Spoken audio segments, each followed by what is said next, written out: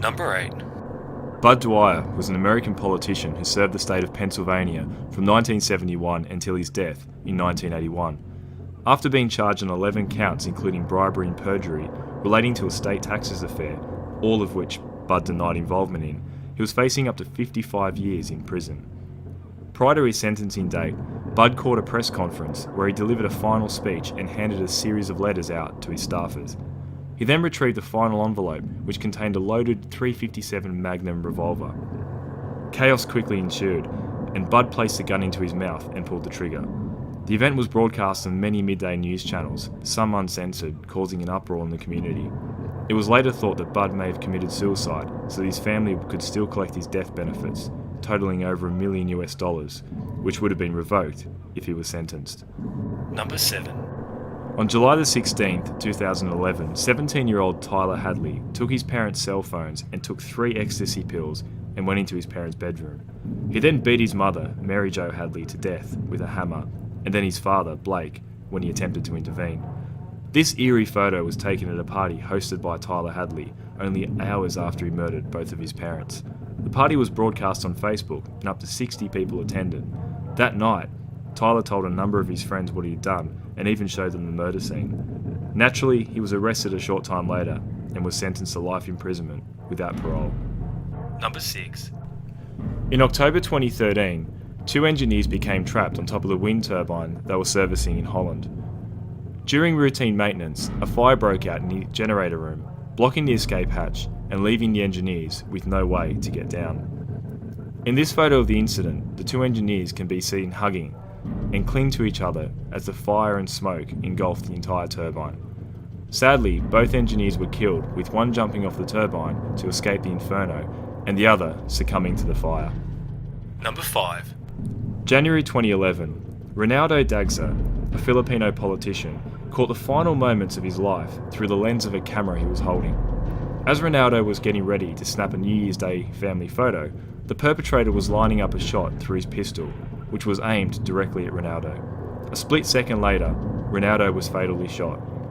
With the help of this very image, the shooter was soon identified as Arnel Buenaflor and was arrested 6 days later. Number 4. Chris McCandless, who also went by the name Alexander Supertramp, was an American hiker and explorer. After graduating from college, he travelled the USA extensively, and in 1992, he hitchhiked to the Alaskan wilderness, where he embarked on a solo journey. He left with minimal supplies including 4 kilograms of rice and a Remington hunting rifle. Shortly into the journey, Chris stumbled upon an abandoned bus, where he set up camp. Hunting small game like porcupines, squirrels and birds provided only minimal nutrition, and Chris was forced to expand his search for food. Before leaving camp, he left an SOS note on the bus asking for assistance from anyone who passed through. The note was dated August of 1992, with no specific day. Chris's diary kept a log of events, of which day 107 simply read, "Beautiful berries." Days 108 to 113 contained no words, and only slashes. On September the 6th, 1992, a hunter stumbled upon McCandless's bus. After smelling what he described as rotten food, he entered the bus and discovered McCandless's decomposing body. Speculation surrounding McCandless's death ranged from ingesting poison berries to simply starvation. Number 3. Vladimir Komarov was a Soviet test pilot who was the first Soviet cosmonaut to fly into outer space more than once, and also the first human to die on a spaceflight. In 1967, he was sent on a mission into outer space. Prior to and during the mission, the spacecraft was plagued with problems, including electrical failures, engine failures, and ultimately, the failure of the main parachute to open upon re-entry, which resulted in the spacecraft crashing into Earth and killing Komarov. The photo shows Soviet officials standing over the remains of Komarov following the incident. It was reported that listening stations in Turkey had picked up garbled transmissions of Komarov cursing the very people that had put him inside the doomed spacecraft. Number 2. On August 15, 1998, a car bomb exploded in Omagh, Northern Ireland, killing 29 people. This photo was recovered from a camera found in the rubble and was taken only moments before the bomb exploded. It shows a red Vauxhall containing the bomb and a Spanish man and child who survived the blast. The photographer who took the photo was killed. The bombing was carried out by the Real Irish Republican Army, a splinter group who opposed the IRA's ceasefire at the time.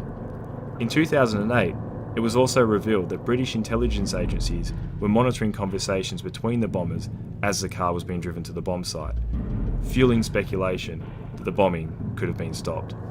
Number 1. John Lennon, founding member of English rock band The Beatles, enjoyed legendary success in both the Beatles and his solo career throughout the 60s and 70s. This photo shows Lennon signing a copy of Double Fantasy for Mark David Chapman on December the 8th, 1980, the very person that would later kill him that night.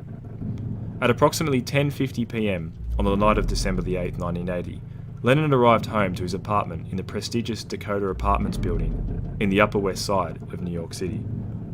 Upon exiting his limo, Lennon was approached by Chapman, who was standing in the shadows waiting for Lennon. Chapman then raised his .38 caliber revolver and fired 5 shots towards Lennon, 4 of which hit Lennon in the back and shoulder, giving him only minutes to live. Lennon was rushed to hospital but was pronounced dead shortly after arrival. Lennon's death resulted in an outpouring of grief from all around the world, and New York City dedicated an area of Central Park in memory of Lennon.